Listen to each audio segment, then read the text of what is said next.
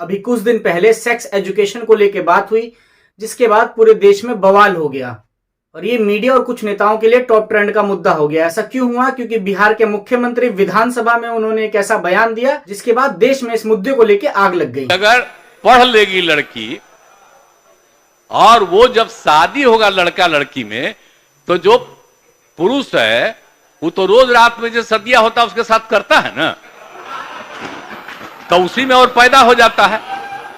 और लड़की पढ़ लेती है तो हमको मालूम था कि वो करेगा, ठीक है, लेकिन अंतिम में भीतर मत घुसाओ, उसको बाहर कर दो।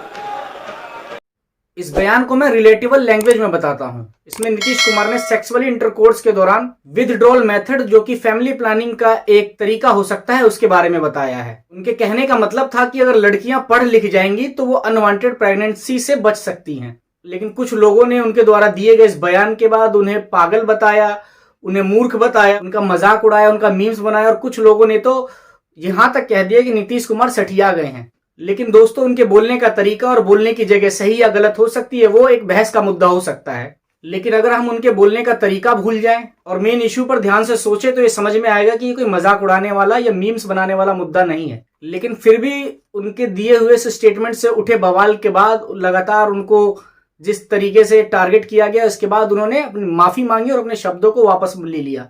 लेकिन मैं पूछना चाहता हूं कि माफी की मांग सिर्फ नीतीश कुमार से क्यों हुई? ये माफी की मांग भारतीय जनता पार्टी के member of parliament Brij Bhushan Singh से क्यों नहीं हुई, जिन पर यह आरोप लगा था कि एथलीट वुमेन्स प्लेयर को इन्होंने मोलेस्ट किया, जिसके बाद दिल्ली के जंतर मंतर पर बहुत बड़ा धरना हुआ, बहुत दिनों तक धरना चला, जिसमें दिल्ली पुलिस ने भी अहम भूमिका निभाई।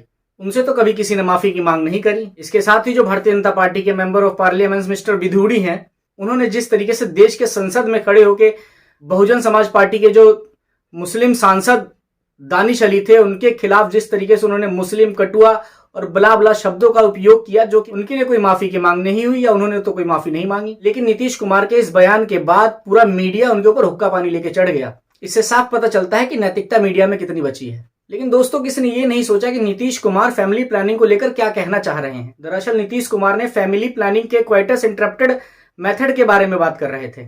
इस मेथड के according the act of penetration does not end up in the man educating inside the women, thus decreasing the chance of conceiving. इसका मतलब यही है कि अनवांटेड प्रेगनेंसी से बचा जा सकता है और ये मेथड फैमिली प्लानिंग में बहुत काम आती है। लेकिन दोस्तों, मेरी ये लाइन सुनने में तो आपको ठीक ठाक लगा होगा, क्योंकि मैंने इसमें कुछ साइंटिफिक टर्म्स जोड़ दिए और इस शब्दों को इंग्लिश में बोल दिया। दरअसल जो मैंने बोला, नीतीश कुमार जी के भी बोलने का मतलब यही था, उनके भी ये शब्द यही इंडिकेट्स कर रहे हैं जो मैंने इंग्लिश में बोला।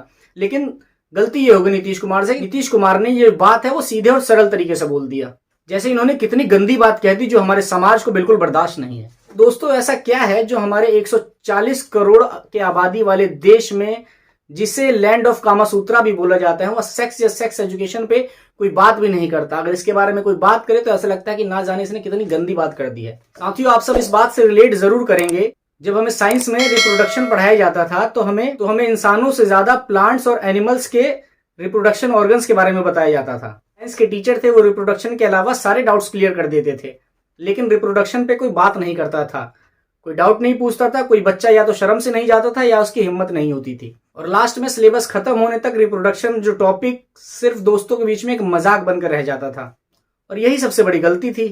Masturbation, pornography, good touch, bad touch, ये तमाम वो चीजें हैं जिन्हें पढ़ाना बहुत जरूरी है, जिसके बारे में जानकारी होनी बहुत जरूरी है, क्योंकि हमारे लाइफ का एक बहुत इंपॉर्टेंट पार्ट है, सेंसिटिव पार्ट है। चीजों के बारे में नहीं पढ़ाए जाने से जब बच्चा इन शब्दों को सुनता है तो उसकी जो जानने की क्यूरियोसिटी होती है वो बढ़ जाती है। और आज के दौर में वो लगातार फोन, लैपटॉप के माध्यम से सोशल मीडिया और इंटरनेट पे इन शब्दों का मतलब ढूंढता है। लेकिन क्या आपको लगता है कि सोशल मीडिया या इंटरनेट, इसकी जो जानकारी है वो पूरी देने में रिलायबल होगी? क्या इंटरनेट से पाए जाने वाली सेक्स से रिलेटेड सारी इंफॉर्मेशन भरोसेमंद है?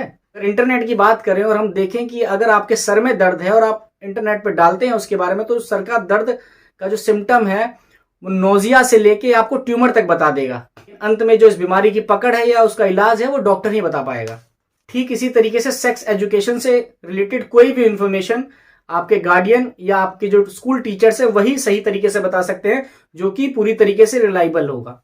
क्योंकि ये टॉपिक सिर्फ मजे या मजाक वाली नहीं है, ये टॉपिक बहुत सेंसिटिव है और हमारे लाइफ के लिए बहुत जरूरी है। लेकिन फिर सवाल उठता है कि हमारे पेरेंट्स ऐसे मुद्दों पर बात क्यों नहीं करते बच्चों से। अगर गांव की बात करें, स्मॉल सिटीज की बात करें, अगर हम महानगरों की बात करें, तो भी सेक्स एजुकेशन पे बात करने में या सेक्स के बारे में जो पेरेंट्स हैं वो अपने बच्चे से बात नहीं करते। अगर छोटा बच्चा इनके बारे में सवाल पूछता है तो सच बताने से डरते हैं। लेकिन वहीं अगर शादी के अगले दिन की बात करें तो वही पेरेंट्स सबसे पहले पूछते हैं अपने बच्चों से कि खुशखबरी कब दे रहे हो। जबकि ये जो खुशखबरी वाली बात है ये भी सेक्स से रिलेटेड ही है। दोस्तों, इसके साथ ही जो हमारा एजुकेशन सिस्टम है ये भी कम नहीं है, इसका भी इसमें योगदान पूरी तरीके से है।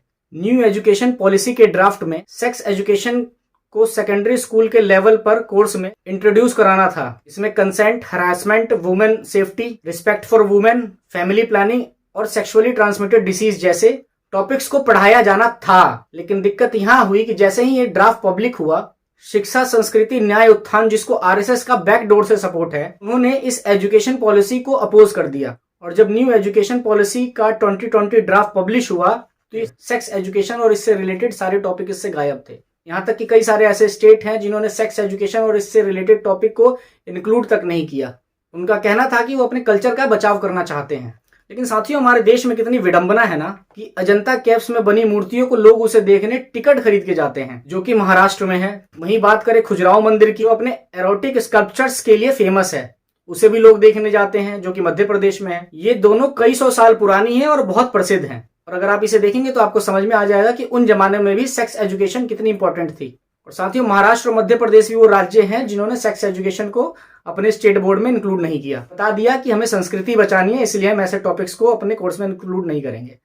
रिप्रोडक्टिव ऑर्गन्स के बारे में बात करना हमारे समाज में से टैबू मान लिया गया है। और मेन रीजन यही है कि जो हमारे देश के टीनेजर्स हैं वो लैक ऑफ एजुकेशन की वजह से अगर ऐसा वर्ड सुनते हैं तो अपने मन में ही एक अलग इमेजिनेशन की दुनिया बना लेते हैं और उसमें डूब जाते हैं, जो कि यूथ के लिए बहुत खतरनाक है। लैक ऑफ सेक्स एजुकेशन भी एक रीजन है जिसकी वजह से क्राइम अगेंस्ट वुमेन बहुत ज्यादा बढ़ रहे हैं। अगर हम बात करें एनसीआरबी के 2021 के रिपोर्ट के अनुसार तो एक दिन में भारत में 86 बलात्कार होते थे। और ये बात भी सब है, आप सब जानते हैं कि जिस देश में सेक्स का नाम लेना ही पाप है, उस देश में बलात्कार जैसे कितने केस फाइल होते हैं। विक्टिम को डरा धमकाकर, उसको इज्जत का डर दिखाकर, उसके परिवार को इज्जत का डर दिखाकर चुप करा दिया जाता है। और सिर्फ यही नहीं, 2020 के एनसीआरबी के आंकड़ों के अनुसार देश के टोटल चाइल्ड पॉपुलेशन के 29% बच्चों ने कभी ना कभी अपने जीवन में सेक्सुअल क्राइम को एक्सपीरियंस किया है। और इनमें से सिर्फ 65% केस ही रजिस्टर्ड हुए हैं।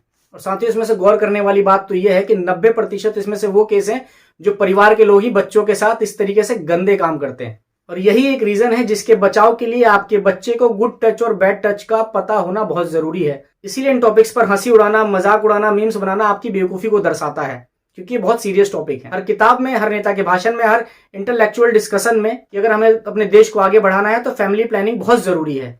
लेकिन फैमिली प्लानिंग कैसे करनी है इस पर कोई बात नहीं करता, क्योंकि हमारे समाज के अकॉर्डिंग ये बहुत गंदी बात है। आज masturbation, pornography, good touch, bad touch, women harassment, women safety जैसे टॉपिक्स पे बात करना बहुत जरूरी है। और हाँ, ये कोई गंदी बात नहीं है, बल्कि अगर आपके बच्चे को ये पता होगा तो वो गंदगी का शिकार होने से बचेंगे।